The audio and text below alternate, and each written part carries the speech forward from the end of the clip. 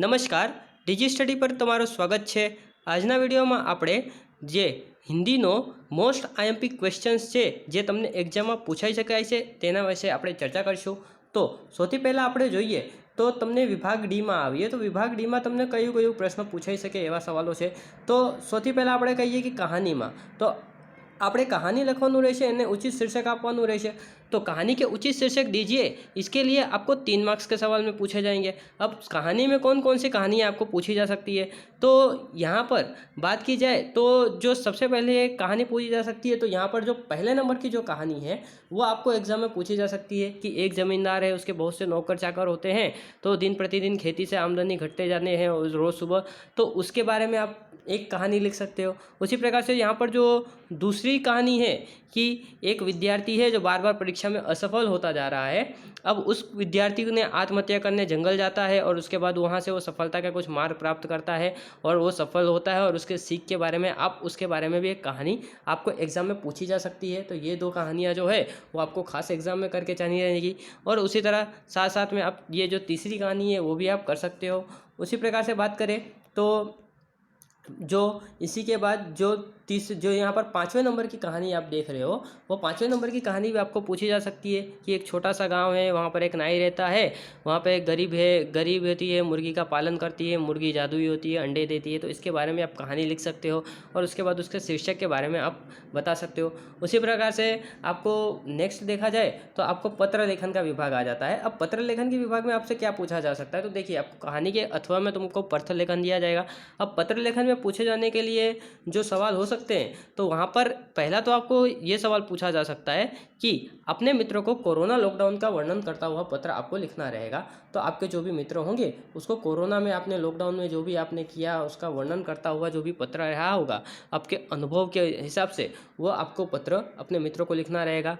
उसी प्रकार से आपको दूसरा पत्र इस प्रकार से पूछा जा सकता है कि आपको जो यहाँ पर हिंदी भाषा में जो महत्व है, हिंदी भाषा के महत्व को समझाता हुआ पत्र भी आपको पूछा जा सकता है।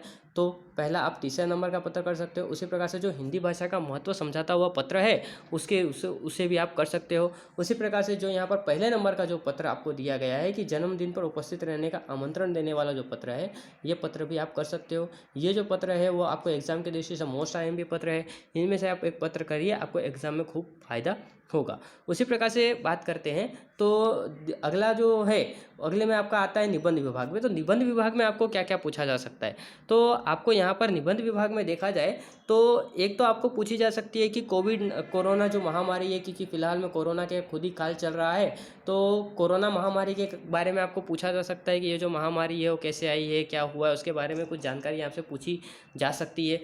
उसी प्रकार से बात करें तो आपको कुछ और भी पूछा जा सकता है। तो इसमें से आपको अगला पूछा जा सकता है कि मेरी प्रिय ऋतु कौन सी है, तो उसके आपको अपने प्रिय ऋतु के बारे में बताना रहेगा, वो भी आपको एग्ज़ाम में पूछा जा सकता है। उसी प्रकार से तो आपको दूसरा ये मेरी प्रिय ऋतु के बारे में पूछा जा सकता है। उसी प्रकार से आपको दूसरा देखा जाए तो निबंध में आपको पूछा जा सकता है कि जो आपका यहाँ पर मातृ प्रेम का जो निबंध है वो आपको पूछा जा सकता है, तो आप मातृ प्रेम का निबंध करके जाइए।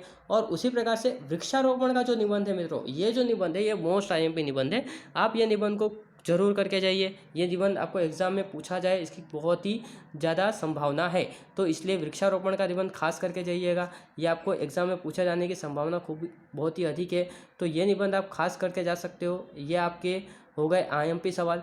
उसी प्रकार से आपको पूछा जा सकता है कि इसके उपरांत आपको एग्ज़ाम में ऐसा पूछा जा सकता है कि चलो बाहर से आपको एक ऐसी प्रश्न है कि यदि परीक्षाएं न होती तो क्या होता, तो वो तो आपके लिए बहुत ही अच्छा होता। उसी प्रकार से माँ तुझे सलाम, उसके ऊपर भी आपको निबंध पूछा जा सकता है, ये निबंध आप कर सकते हो।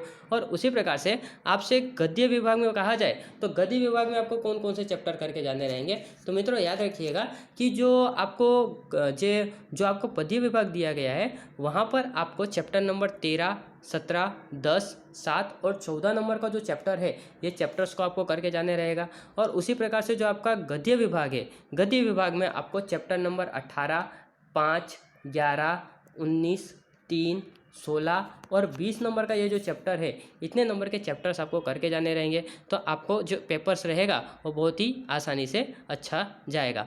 और आने कल के पेपर में जो आज हमारा दिया जो आईएमपी है, कितने मार्क्स का पूछा गया है, वो कमेंट सेक्शन में ज़रूर बताइएगा। Finally, this is the end of our lecture. Thanks for watching this and God bless you all.